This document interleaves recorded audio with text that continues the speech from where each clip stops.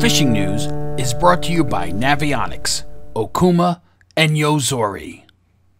The weekend after renewing his subscription to the Fisherman magazine in Atlantic City at the boat show, Charles Filling ran out of Chestnut Neck on the Mullica River, bucktailing stripers to 31 inches under sunny skies. A little bit of wind there too, but that's something we've grown accustomed to in the last few weeks. I'm Jim Hutchinson at the New Jersey, Delaware Bay edition of the Fisherman magazine, and that's another keeper. Of course, Charles released this and a bunch of other shorts as well. Good for you, Charles. Sunny skies and warmer temperatures. It's definitely what we need at this point to get more of those bass biting, but it's been off to a pretty good start so far in New Jersey since the March 1st Back Bay opener. Some fish reported in Delaware creeks and rivers as well. Now the DOD stretch along the Delaware River on the Jersey side has already been producing fish for some folks that are out there worming. Chris Orange was covering his tracks, if you will, but he's scoring fish there.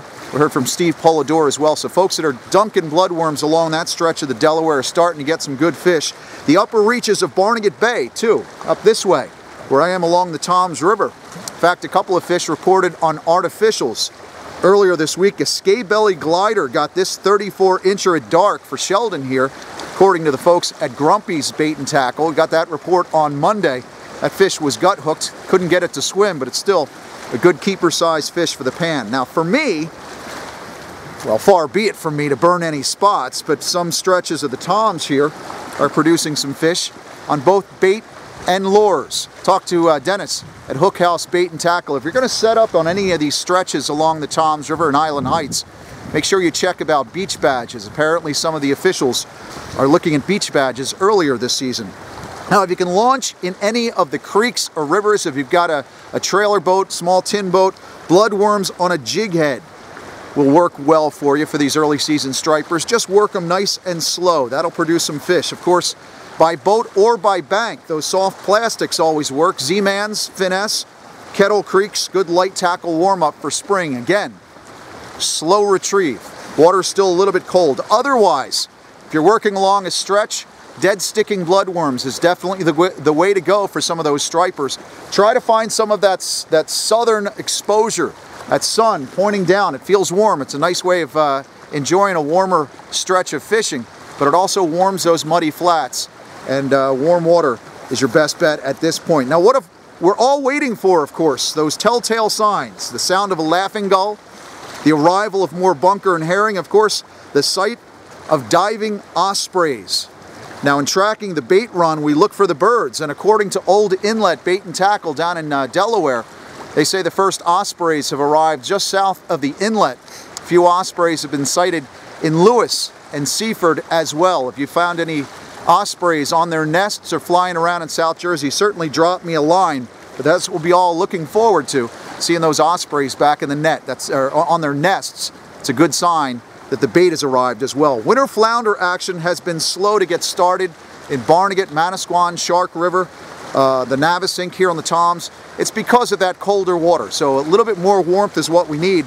I got a couple of reports on a pick of winter flounder in the last few days. Of course, Captain Alan Gonzalez caught this one on opening day. Again, warmer water temperatures are what we need to get some of those winter flounder active.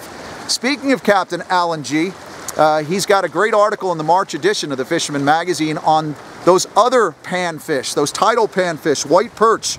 You'll find them here in the Toms River, the Mullica, the great egg, and the tuckahoe as well. And a lot of times when you find those white perch, you're apt to find some stripers in the mix as well. Now I mentioned that March edition of the Fisherman magazine. We had a delivery problem last week. Some folks were letting me know they couldn't find the magazines. Well, they're there. We got them, and they're in shops now. You can go to the Wawas, Quick Checks, all your tackle shops, wherever you get the essentials, coffee and bait. You should find your March edition of the Fisherman magazine. Of course, I'll hook you up with a complimentary issue this week. This Friday, Saturday, and Sunday in Edison. It's the Saltwater Fishing Expo. At the Convention and Expo Center, we're at booth 462. You get a comp issue. You get a gift from Sea Striker Pliers or Star Rod Dry Bags with your subscription. Of course, enter to win a set of Unsinkable Polarized sunglasses too. We're going to give away 3 pairs at the end of this show. Plenty of seminars out there, great tackle deals. And of course, you can come on out, talk fishing, find some discounted trips with some of the local charter boat captains as well. If freshwater options are what you're looking for in the weekend ahead, I will tell you some folks are hitting the open water, the streams, and smaller streams for trout on the open water as well. You can get on them before the new stocking of trout comes through. Don't forget, they're going to be stocking trout in the next couple of weeks. You got that April 6th opener in the state of New Jersey. Another freshwater option, the panfish opportunities out west and the Poconos.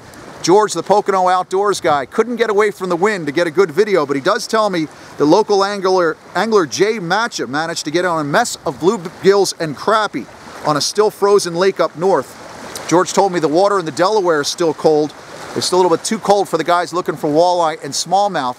As far as those shad arriving, George talked to Captain Kevin Coulihan, said, quote, nothing has showed up yet, but sure it will be soon, as water temperatures are now running in the low 40s. Good sign.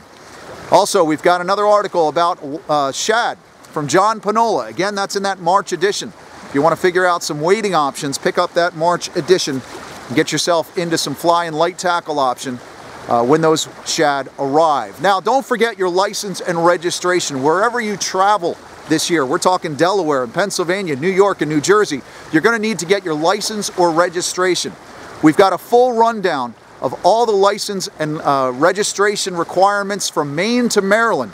It's posted on our homepage at thefisherman.com. You'll find links to go to the places that you need to go in order to get yourself all squared away. Finally, on the fluke front, mentioned last week, that New Jersey Marine Fisheries Council meeting, that was Thursday in Manahawkin.